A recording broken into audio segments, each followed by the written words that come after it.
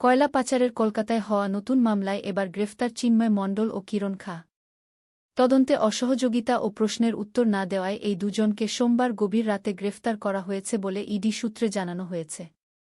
এই দুজনের পাশাপাশি সোমবার আসানসোল দুর্গাপুর পুলিশ কমিশনারেটের বুদবুদ থানার ওসি মনোরঞ্জন মণ্ডলকে সিজিও কমপ্লেক্সে তলব করা হয়েছিল। মঙ্গলবার ধৃত দুজনকে আদালতে পেশ করা হবে।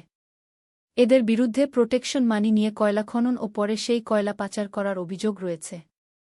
অভিযানের ঠিক দিনের মাথায় সোমবার কয়লা পাচার মামলায় তলব করা হল আসানসোল দুর্গাপুর পুলিশ কমিশনারেটের বুদবুদ থানার ওসি মনোরঞ্জন মণ্ডলকে। একইভাবে কেন্দ্রীয় এজেন্সি এনফোর্সমেন্ট ডিরেক্টরেট বা ইডি কলকাতায় সিজিও কমপ্লেক্সে ডেকে পাঠায় অনুপ মাঝি ওরফে লালা ঘনিষ্ঠ চিন্ময় মণ্ডলকেও। এদিন সকালে দুজন কলকাতায় ইডির অফিসে যান।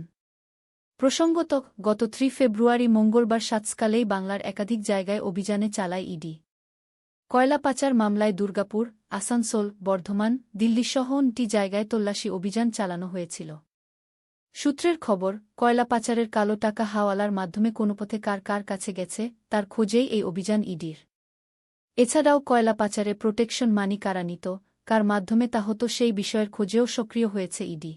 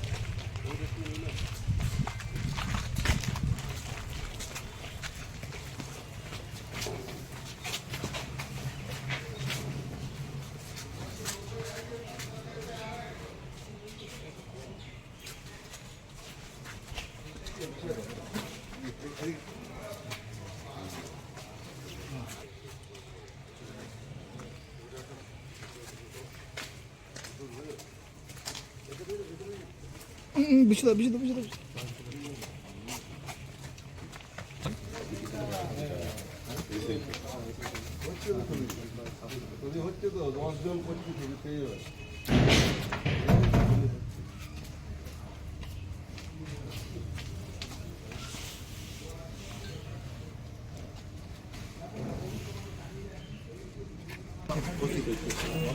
বাড়িতে মন্ডলের বাড়িতে হ্যালো एक सेकंड आप लोग बाकी लोग बाहर जाइए बाहर चलो ना की बोलबो बोल ठीक है लग गया तारा आप लोग बाहर जाओ एक मिनट गेट बंद করে দিচ্ছেন কিন্তু বাড়ি যাওয়া আমরা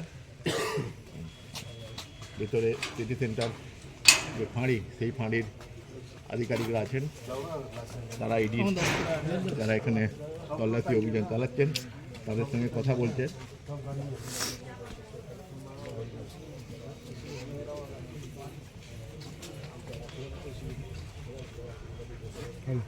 আমি কিন্তু ঢুকবো একটু, হ্যাঁ।